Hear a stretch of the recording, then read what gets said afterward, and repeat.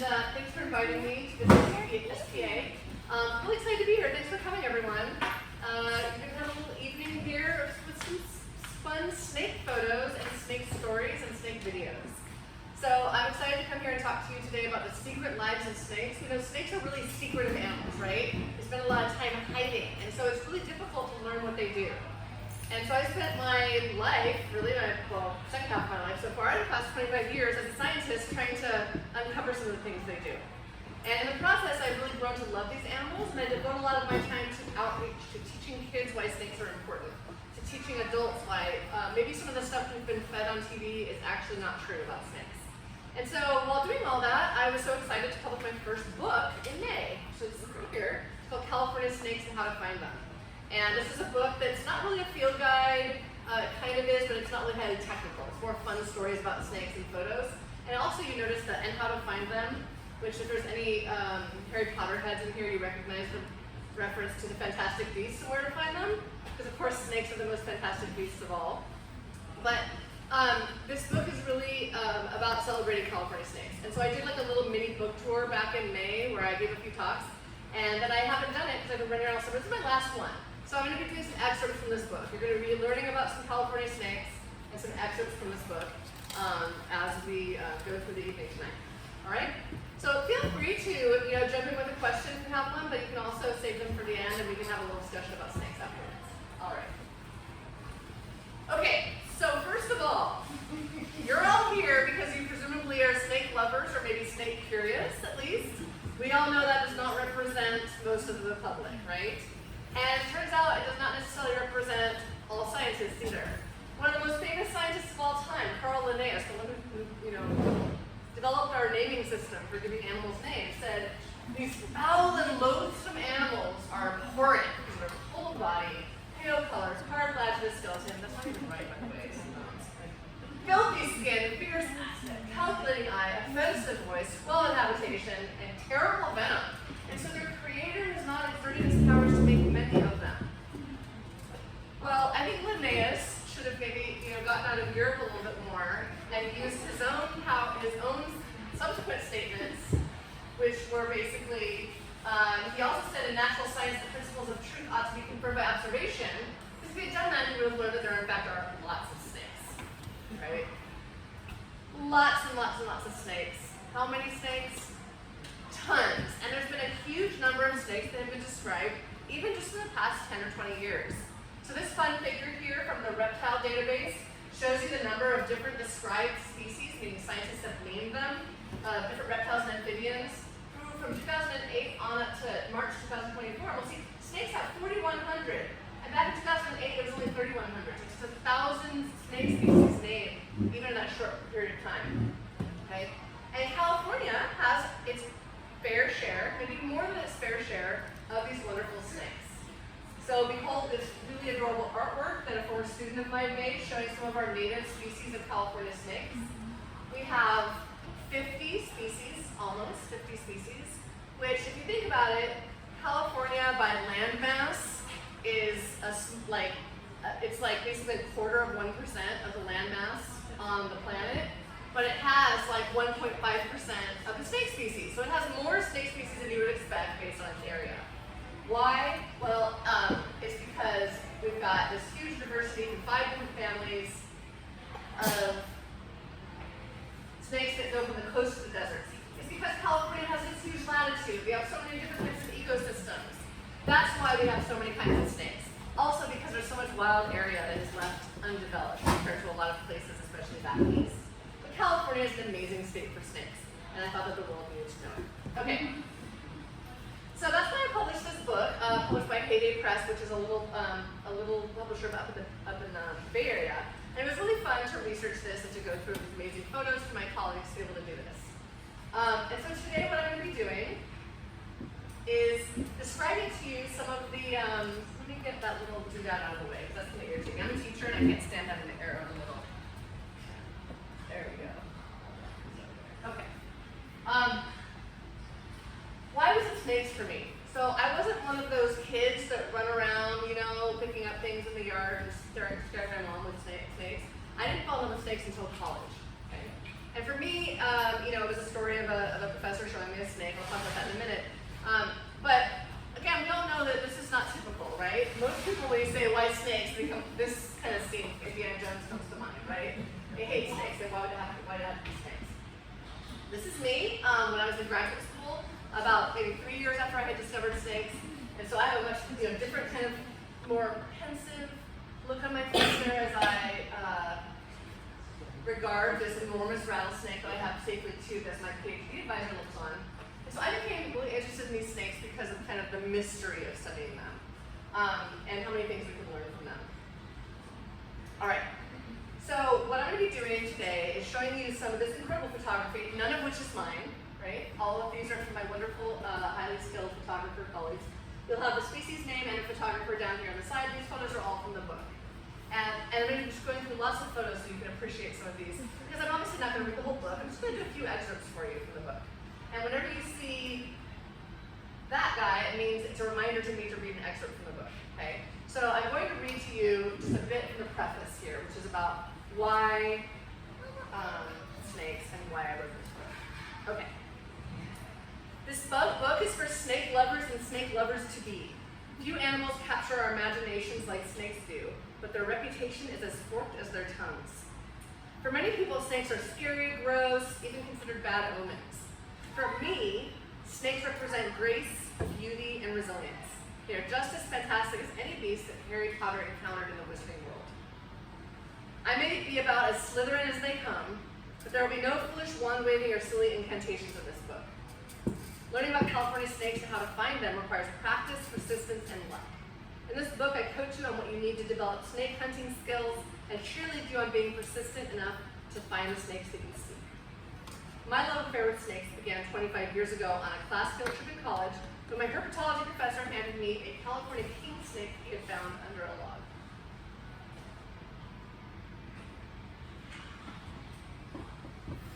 No wonder if you're having a battery issue. There it goes. You may have to press it a few times to get these to come through. Okay. My vision went dark around the edges as I stared, mesmerized, at the shiny black and white coils of muscle writhing in my hands.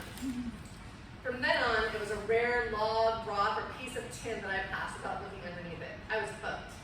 I now spend much of my time spreading the good word about California snakes in every way I can by teaching my own herpetology students, unlocking the secrets of snakes in my research at Cal Poly, promoting ways to live safely in areas with rattlesnakes, and sharing snake stories wherever I go. Okay, so this is the cover model for the book, and it is considered to be one of the most beautiful snakes in California. So I wanted to bring this up as my first answer to the question, why snakes? Because snakes are beautiful.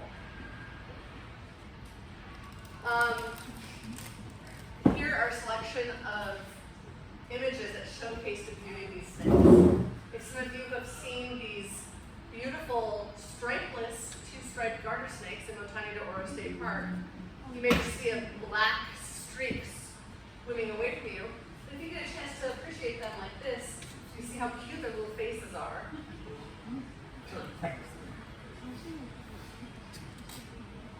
And then some snakes are tiny, like this western black-headed snake, where adults are only about this long. So you may mistake it for an earthworm crossing the road at night.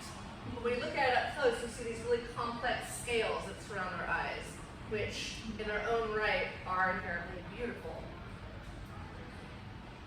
This one I love. It's another small snake that is really common around here, but most people don't see it because it hides. And it's this really small one, again, adults are about this big, and it's called a night snake. And when you get a chance to look at them up close, if you find one, say, under a planter at your house, you see that incredible gold-flicked eye they have, and the detail of the colors on their scales. They're amazing animals. And then this one for me is one of the most beautiful snakes I've ever seen. And this is a rattlesnake. So, right, this one evokes different emotions in different people. But look at the colors on this snake. So, southwestern speckled rattlesnakes are down in the southwestern part of California. And they come in all different colors. They match the colors of the rocks around them. And that was, of course, not because you put one there and it changes colors. No, it's because through evolutionary time, they have matched the colors because those are the ones that don't get eaten by predators. I call this a Halloween snake. Okay. Here's another local snake that many of you may not have seen, another really small one called a ringneck snake. So color is something that people often think is really beautiful when it comes to these snakes. And this ringneck snake is showing off its color. And when a snake does something like that, it oftentimes can mean something, right? I flipped it from under a log, looking at it, and it shows me its red belly. So we may have some hypotheses about what that is, and this is my reminder to read to you about that in the book. So I told you this book wasn't a field guide. It doesn't have boring things like the number of scales on the lips to tell them apart. It has more stories about these snakes. And so I'm going to read to you a couple of stories as I go through this, including from the ringneck snake. And it looks like my little marker for the ringneck snake is gone, so I have to find it in my own book. That's pretty fast, you vote. It's 56. Oh my God, did you hear that? Someone thinks it's page 56. I love it, thank you. Okay, and the part that I'm going to be reading is the part starting on page 58. No discussion of ringneck snakes will be complete without acknowledging the charming posture that they adopt when they are defensive. If you're lucky enough to find a ringneck snake under a log, and if you then disturb it, it will immediately curl up its tail into an ornate coil and flash you with its bright orange-red underside. The color red is often used by animals to signal a warning to would-be predators. In particular, it can often indicate the prey is poisonous or maybe unpalatable. Some animals ride on the coattails of these trailblazers by showing off a red warning display even though they're not actually toxic. This is known as mimicry. So which is the ringneck snake? Well, it definitely isn't toxic to eat. It does have venom that could potentially be effectively used to defend itself against predators, like other small snakes. That said, it appears that the ringneck snake is mainly a mimic, a bluffer that shows off its red belly despite being harmless to a predator. Now, the odor of the musk that these snakes so readily exude as they coil up defensively is possibly bad enough to count as toxic, if you have a sense of humor and a sense of smell. Well, among the stinkiest of all California snakes, these little bluffers wore the makeup for it in charm. All right, so the next thing about why snakes is that snakes live in beautiful places. I like to say that snakes take you off of the beaten path. They take you off of the trails because the snakes are usually going to be in places where people don't go, which means beautiful places. Everything from our coastal areas where we get things like these beautiful striped racers to our beaches. Does anyone recognize where that is? That is a rattlesnake found on Spooner's Cove, just hanging out on the beach where we all hang out too. Lots of rattlesnakes there. Getting into our meadows, through the Central Valley, up through the foothills of the Sierra Nevada. Snakes get almost all the way to the top of the Sierra Nevada, which is just the most highest peaks of black snakes entirely. And then into our beautiful Mojave Desert. This photo was just taken this spring on a field trip to Mojave by my friend Marissa. That's me and my grad student Owen. We decided we were going to hike to the top, and we changed our minds. But when you're in the Mojave Desert, you can see an amazing number of snakes, things like this. This beautiful animal showing camouflage that it uses to avoid detection by predators and maybe also to avoid detection by prey. This is a sidewinder, which is a type of rattlesnake, curled up in the shade there. And when Marissa, the photographer, went back to check on it, she realized that it had coiled up purposely next to this mound, which is a place where desert iguanas, lizards, were hiding. And when she went to check on it next, lizards had come out, and, well, I guess the photo was in there, the snakes had eaten them. So, amazing places these snakes will take them. Okay, another thing. Snakes are hard to find. So some people like bird watching because you can just go outside, flip up your binocs, and you can see birds. I think snake watching is the new bird watching. For people who want to be challenged, right? You can't just go out and see a snake. You've got to be challenged. So some snakes can be hard to find, including, for example, this western thread snake, which is also sometimes known as a blind snake. Now these are really small snakes. They're about yay big. They're called blind snakes or thread snakes. Well, thread snakes do look like a little thread. Blind snakes because they have these kind of vestigial eyes. It's like a vestige of their evolutionary past. They don't really work as eyes. They can't really visualize. They can sense some light. And it's because they spend most of their time underground. That's why they're hard to find. Here's what they look like as well. So that's what they look like. Again, beautiful beautiful little snake, really hard to find. You kind of have to rely on your luck to find them. So this one, I believe I have an excerpt to read on this one because this one is the subject of an incredible story that you're going to really like. So again, to give you an idea about what the book is like in terms of storytelling, this is the part that is in the you might like to know section for each animal, which tells you just really cool facts. Thread snakes are the subject of one of the most wild and wacky natural history stories of all time. Owls sometimes capture thread snakes and bring them to their nests. Typically, owls kill prey before feeding them to their chicks, but they drop the thread snakes into the nests alive, where the snakes are usually not eaten by the chicks, but rather burrow into the nest material and take up residence within, feeding upon the insects that are attracted to the bits of rotting flesh left over from other meals fed to the messy chick. The owl-thread snake relationship is allegedly one of mutualism, where the snakes benefit by getting food, and the owls benefit by having personal exterminators to keep insects at bay.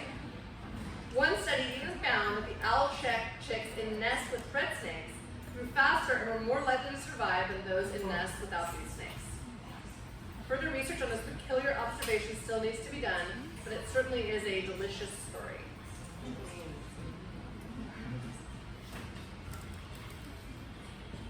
Other snakes are very easy to find.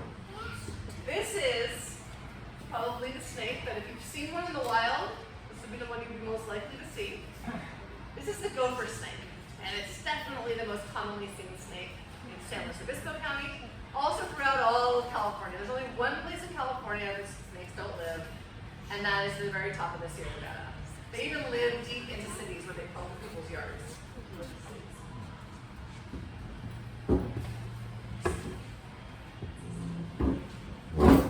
And gopher snakes are the most underrated snake, I think, because they're so common. Sometimes things that are common, people are like, this is a gopher snake. Look at this beautiful animal right here. We're going to read you a story about gopher snakes.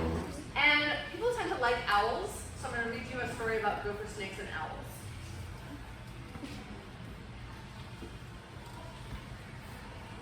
Get a page for that one too? Just kidding. There it is.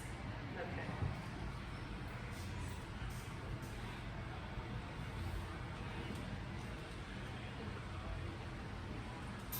All right, gopher snakes are among the best climbers of Californian snakes. They can easily climb trees, scale fences, and even climb up the outsides of houses that have textured surfaces like stucco and brick. This skill is central to their notoriety as raiders of bird nests. On a camping trip with my students in the Carrizo Plain, we watched a large gopher snake crawl across the campground and climb about 30 feet up a huge tree. As it reached the top, two large birds emerged and started dive-bombing the snake. There was a pair of great horned owls defending their nest. The gopher snake completely ignored them and disappeared right into the nest. We couldn't see what the snake was doing, but the owl parents' distress as they tried to scare the snake away was a good hint. About 40 minutes later, the snake emerged from the nest and crawled back down the tree the same way it had gone up, this time with two large lumps in its belly. In an amazing demonstration of predatory prowess, that snake crawled straight to that nest. It somehow knew it was there. How? I don't know. Well, owls regularly feed on gopher snakes, grasping and tearing them with their huge talons. So why didn't the owls try and catch the gopher snake this time, a move that could have resulted from them feeding the snake to their chicks instead of the reverse? I don't know. One thing I do know for sure, when my students first saw that gopher snake crawling across the campground, their natural urge was to run over and pick up the snake to see and admire it. Instead, we decided to watch the snake to see what it would do.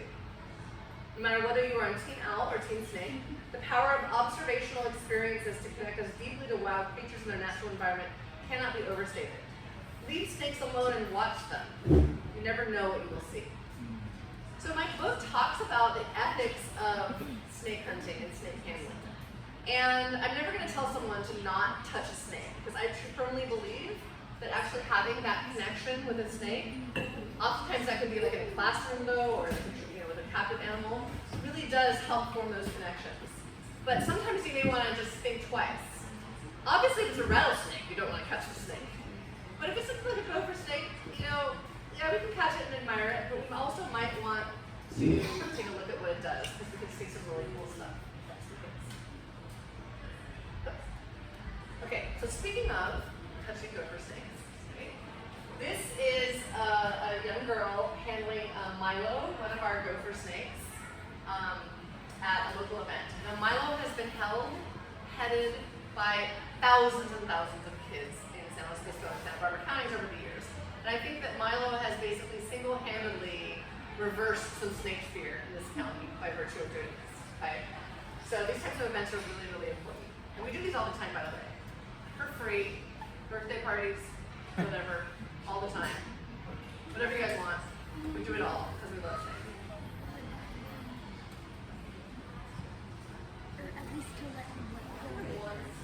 Okay. So this is like leading into this thing I was talking about, right? You can hold snakes in your hands. That's another reason why snakes. So holding snakes in my hands and being able to observe them up close was one of the things that really attracted me to snakes, and I think that it then is kind of like almost like a gateway to other wildlife. So even though I recommend, of course, with things like the gopher snakes, I'm going to see what they do ahead of time beforehand. The idea that we can hold these snakes in our hands is important. I will quote a famous herpetologist, Dr. Sam Sweet from UC Santa Barbara. He said, with respect to this kind of new trend of people saying to never touch a snake, he doesn't like that. He said, field herping, which is reptile amphibian hunting, cannot and should not be reduced to bird watching. So we do need to be able to explore it.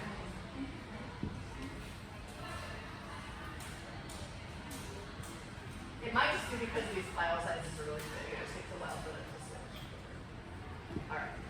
So this was pretty fun. This picture is the first photo in the book, in the preface, where I talk about the connection between people and nature and the importance of hands-on education with these animals. And it's my favorite picture in the book, but I have a new favorite photo now too, because when young Darius here got his copy of the book that his father ordered, he sent me a picture.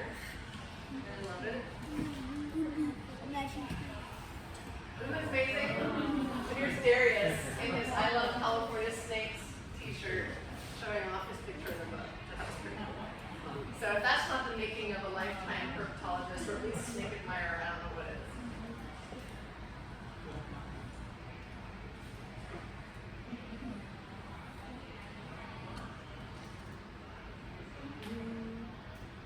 It's like a rough name of videos that are really big.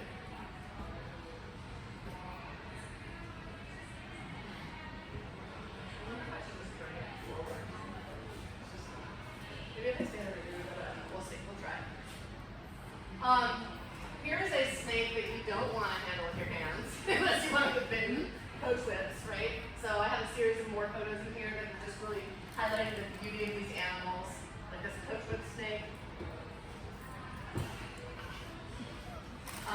This Coast Mountain king snake with its beautiful colors and patterns.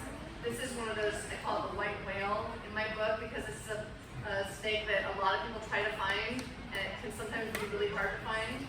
Again, the book, each section of this book has each species account. Sorry I'm moving around like that on your screen. It's okay. I'm trying. Each species account in the book has a section on how to find the snake too. It gives you tips on like exactly where to go and where to look for these animals.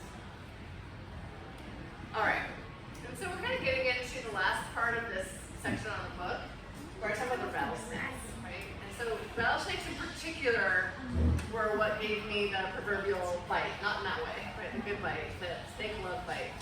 And to me they have a really strong allure, which I recognize is not the reaction that most people have to rattlesnakes. And I like to talk about this a little bit because I spend a lot of my time trying to right the wrongs that have been put in place by the way that TV producers, the media, YouTubers show rattlesnakes. So most of what you think about rattlesnakes is not true, unless you spend a lot of time watching them in the wild. So I'd like to talk about that a little bit and to show you some of the beautiful 7 species of rattlesnakes that inhabit our state. So this is the western diamondback rattlesnake. This is the largest species of rattlesnake and in fact the heaviest species of snake in California. It only lives down in the southeastern part of the state,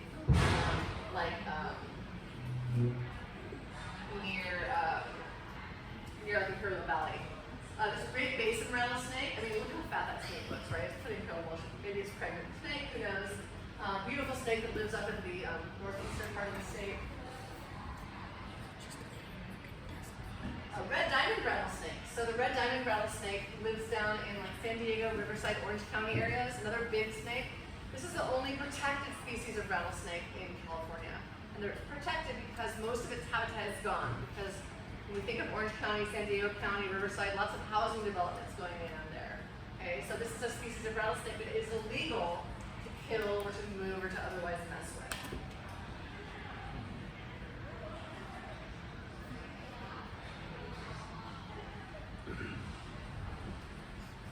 This Panamint rattlesnake is closely related to that Halloween one I showed you earlier, the southwestern speckled rattlesnake. It lives in rocky areas and tends to color match those rocks. So these are really hard to find and really fun to try to find. And then I want to spend a little more time on the western rattlesnake, also known as the southern Pacific or northern Pacific rattlesnake, because that's our local species of rattlesnake that we have here on the Central Coast. In fact, it's the one that goes all throughout coastal Southern California, central, and then it spreads where it goes to the Central Valley, and then up Northern California, Sierra Nevada, all the way up to British Columbia. And this rattlesnake species is an important one for me because this is the one I spend a lot of time on. I have a business where we relocate rattlesnakes out of people's yards for free. Again, everything we do is free because we want to try to help people out. And so for this one, I'm going to read the last excerpt from my book for you today on this western rattlesnake.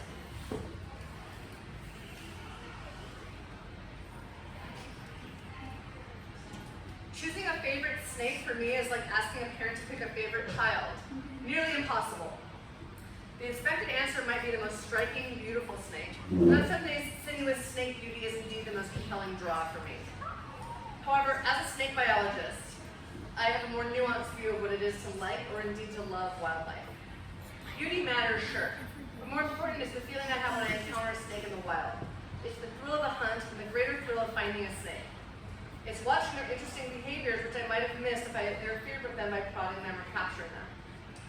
It is their success in persisting in high numbers, even in areas where people persecute them. And this braided connection is strongest for me with the western rattlesnake, which I confess is my absolute favorite snake. I have uncovered hundreds of these under tin boards at junk piles. I've radio tracked hundreds of these with my students over the years, getting a chance to peer into their private lives for months or even years. I have rescued hundreds of them from yards where, if not for me, animal control officers or homeowners might have beheaded them with shovels just for daring to exist. With familiarity comes understanding and affection. The western rattlesnake, like other rattlesnakes, is unfairly vilified and sensationalized by nearly everyone. The truth is that this species, which is notable in California because its wide range and high density means that it is the rattlesnake species that comes into contact with people most often. It's actually a gentle snake that wants nothing to do with us. In fact, it does us a great service by controlling rodent populations that, if left unchecked, would denude our plants, eat our crops, and spread disease.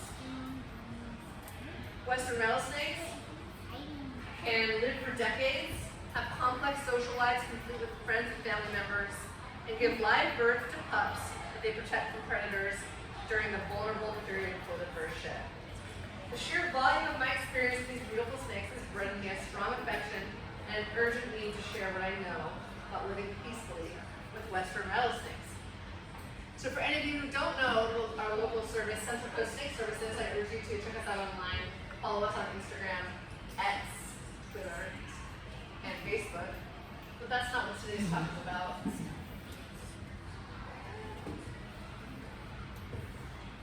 Okay, so finally, I wanted to shift away from the book and talk to you a little bit about the power of cameras and uncovering the secret lives of these snakes. So I have some really exciting new tech to show you. Some of you very early saw a little tidbit of it. But of course we have still photos, like the beautiful photos in the book, taken by Marissa on the top left and many other photographers.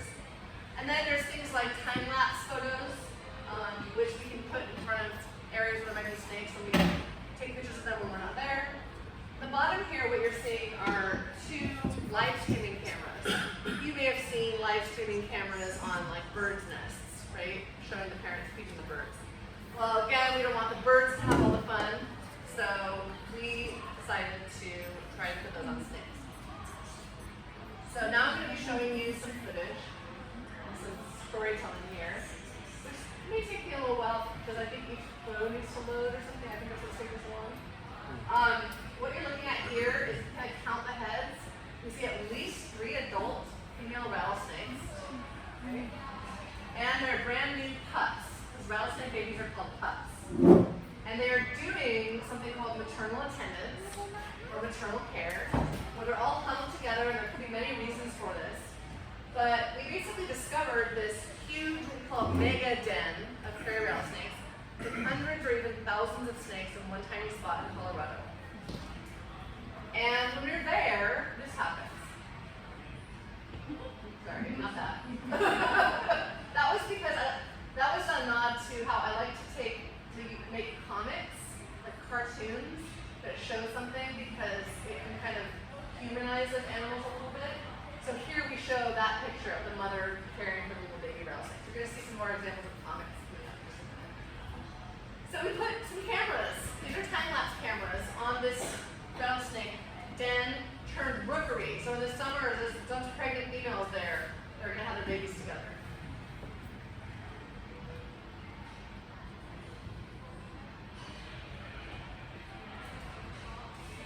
And we get things like this, right? So mom, big mom back there, and then a bunch of little cute babies. And I said time lapse every 5 minutes. We saw cute things like this where when it would rarely drink, when it would rarely rain, the snakes would come out and coil up and basically turn their bodies into little teacups and drink off of themselves and off of each other, which is how rattlesnakes get their water. So we made a cute comic out of that too. And we discovered that watching snakes drinking, especially when you can watch it in a video and not in stills, tends to make people who don't like rattlesnakes go, oh, a little bit. For some reason, they think it's adorable. Obviously, seeing a mom with babies does the same thing, right? Okay, so I want you to watch this. This is just a regular camera clip. Taking a rat in the desert at night. Snake struck it. We couldn't even see what happened, could we? So now we're going to watch the exact same strike from another camera over here. So it's a slightly different angle. But the camera now that you're going to see was a high-speed camera, fancy high-speed camera, that we now slow it down so we can actually see. So that's the same snake striking, the same animal, the same strike. Now we can see what happens better. Did y'all see what happened? That kangaroo rat was not envenomated. It got away without a bite. And it was because it was able to use its crazy legs to jump out of the way of that sidewinder rattlesnake like a ninja. So ninjarat.org has a ton more of these clips. This is the same one, going back over again, where they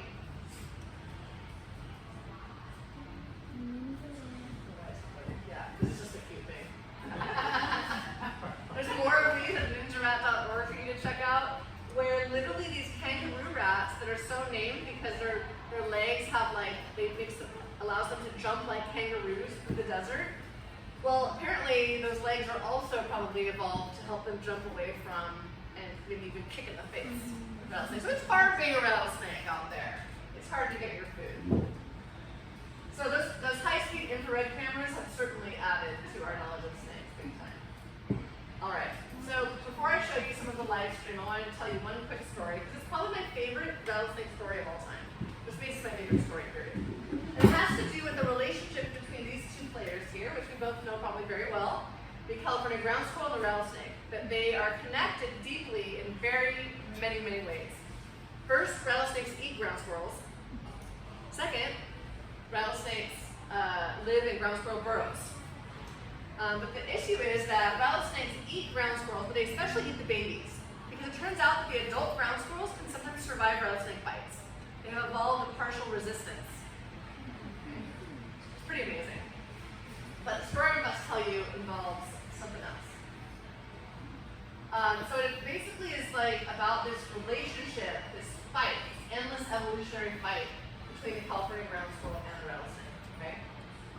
So this rattlesnake has something unique that other snakes don't have, which are these infrared heat-sensing pits below their nostrils. And infrared heat is something that we can't sense with our own eyes, but these snakes can. And what gives off infrared radiation? Something that's warm, like a warm rodent running by. So I want you to imagine that it's complete darkness. The snake's eyes can't see, just like our eyes couldn't see because there's no light. They can still sense that warm-blooded prey running by, so they can strike it in the middle of the night and get it. Keep that in mind as we go on. Animals like snakes, like gopher snakes, don't have that. They just use their eyes only. Rattlesnakes can also use this almost second eye to be able to see in the dark. Okay? So maybe they see something like this when they see a rodent. All right, so this video, my handheld video, shows a squirrel doing an interesting behavior. It's called tail flagging. And when you see a squirrel doing behavior, tail flagging. If you ever see a squirrel doing tail flagging, it means one thing. It means there's a snake there. You can walk up and you will find that snake. In fact, if you look carefully here, that is a big rattlesnake. And that squirrel is just getting right in that rattlesnake's face. What it's doing is it's tail flagging, which tells the rattlesnake, I see you. You've been found out. You're not going to get one of my babies. You might as well go hunt somewhere else. And oftentimes, research has shown that when the rattlesnake sees the tail flagging, it gets up and hunts somewhere else. And very importantly, the squirrels will do the tail flagging at other snakes that eat gopher snakes, that eat the squirrels, like gopher snakes. So gopher snakes eat ground squirrels too. The ground squirrels will also shake their tail at them. Gopher snakes also go away. So we thought that was it until some ingenious scientist did the coolest thing. They did a study where they actually watched what the ground squirrels were doing, not just with our own eyes that can't see infrared, but with what a snake would see. So first of all, gopher snake. Remember, gopher snake can't see infrared. So if you in the lab expose a ground squirrel to a gopher snake, it does the tail flagging behavior. But its tail you can't even see on an infrared camera because there's little flow of the warm blood to the tail. So it's just a visual thing. The gopher snake would only see it. Guess what it does when you go at a rattlesnake? That squirrel instinctively dilates the blood vessels to its tail and fills its tail up with warm blood, effectively making that tail into a giant lightsaber in the rattlesnake's face. The ground squirrel knows when it's a rattlesnake versus a gopher snake and knows how to make this signal different. Isn't that just cool? I got the nerd shivers. I love it. All right. So without any, just to remind everyone, they still do eat the ground squirrels sometimes. They do eat them. Oh. This isn't one time a year or an adult rattlesnake eating an adult ground squirrel. Pretty good. Hi! Oh boy. Okay. I think I might just kind of fix that word here, because that was something that I don't want you to all see it ahead of time. Alright, we'll see if that fixes it. So in May, I went for spring break to this Colorado mega den and worked with staff at Cal Poly to install these, basically the first ever high-powered live streaming camera. We actually have had one on a local snake den for 3 years here, but there's only a few snakes at it. So we put it in this mega den, which is pretty impressive because this is what you see there. Bear in mind, this was early May, it's a high elevation den. I'm sitting above these snakes. There's snow all around us. There were blizzards 2 days we were there and got snowed out. So it's like freezing cold. Snakes are sitting out in the sun, getting warmed up. So the place is full of snakes. And this is what happens when you walk up to them. They're scared to death. This is what you see on TV. Scared snakes rattling, maybe even striking, right? Because they're scared of us. So our goal with the live streaming camera that we put on there is to show snakes doing what they're actually doing, not what they're doing when they're scared. And so look at the quality of this live streaming camera. So here's footage from back in May showing what we call a cuddle puddle of these snakes up at the top. And you could just, it's the most incredible footage. This is a high-performance security camera that is remotely controlled by our laptops back here at Cal Poly. And it has remote pan tilt zoom. We can see the snakes doing interesting behaviors. Like, what is that little chin jiggle thing going on there? We've actually discovered that snakes seem to have a language they're speaking to one another with these things. And we thought before that some people thought that the little chin rubbing that they saw was a male who was trying to mate with a female, because they do that. However, those are two pregnant females together, so that's not what they're trying to do. There's a male trying to mate with a female. It's got a very typical jerking pattern. He's got his tail wrapped around hers right here. And that's another thing we've discovered is that there's male hangouts, mostly pregnant females hanging out at these rookeries.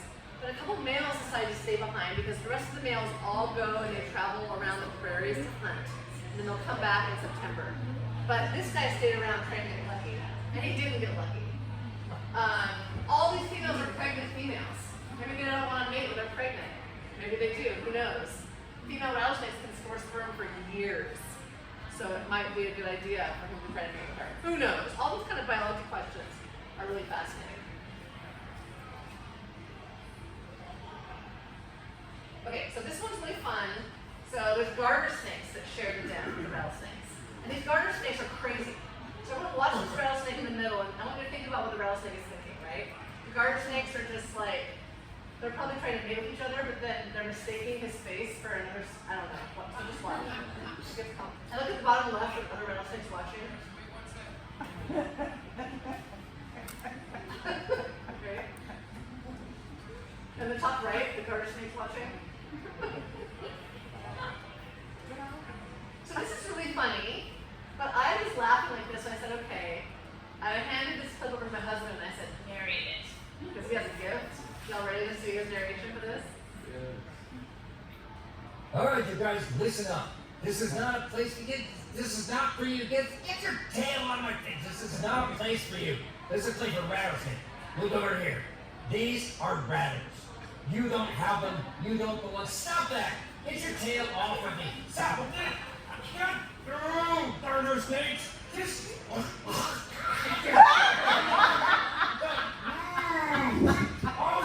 me.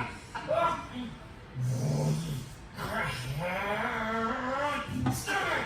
Stop. Just you. Oh.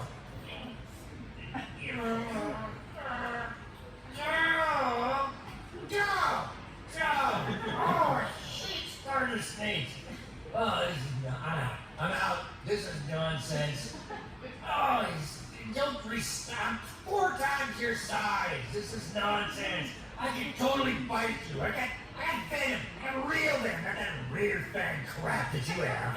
Oh. No, don't go up there. Don't. They're animals. Those guys are complete jerks. Oh, I hate garter snakes. They're the worst. Kill them.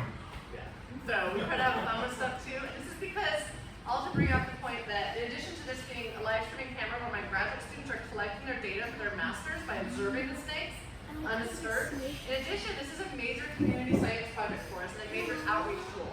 Showing rattlesnakes behaving as they actually do and trying to make it fun and cute sometimes. We're trying to settle the score. We're trying to reverse some of the damage done by showing these, striking, writhing animals that are in fact not like that. All right, so I just have a couple more to show you before I'm done for today. This one is for the bird lovers here, in case you didn't like my owl stories. Here you go. What is this magpie gonna do? Watch the snakes in the top right. They go, oh God, no, magpie!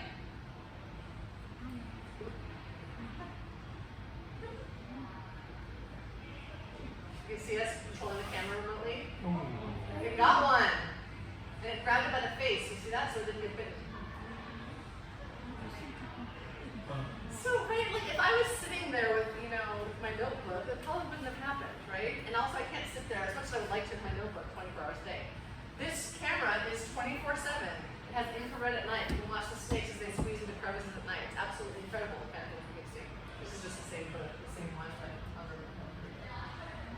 Okay, so I'd like to thank everyone for listening today. Here's an incredible photo of our local sees that I did not take this photo. Josh Wallace took this photo with the recent Aurora Borealis behind it, right? Pretty amazing. And I want to just thank a few people and then leave you with a couple of resources. So thank you again for having me today, and thanks to all of the students and the Cup Life staff that have made all this possible. And for the books, a lot of people were important for this. I don't know if some of you who are readers might know who Amy Tan is. She wrote the blurb on my book. This is incredible. I took her snake hunting at the Colorado site in Brazil. Pretty amazing. It was really fun. So, and yeah, thanks to everyone for all of that. The book, if anyone wants it, I have some copies here for sale today. They're $22, and all of the money from my book all goes right into all of those free services that I told you about that we do. The reason we can do things for free is because I sell things to make up for it. So it's $22. I have a credit card reader if you'd like one. You also can do Venmo if you want to come out. I don't have cash is fine too, but I don't have change. And then with that, here's how you can find out more. So you can, EmilyTaylorScience.com is kind of the hub. It has all the rest of us on there. But if you want to know about local rattlesnake resources, you can contact me with Central Coast Snake Services. And I really hope that a bunch of you will follow the rattle cam, because you can go on there. And also there is the local California cam. There were 3 snakes on that one today.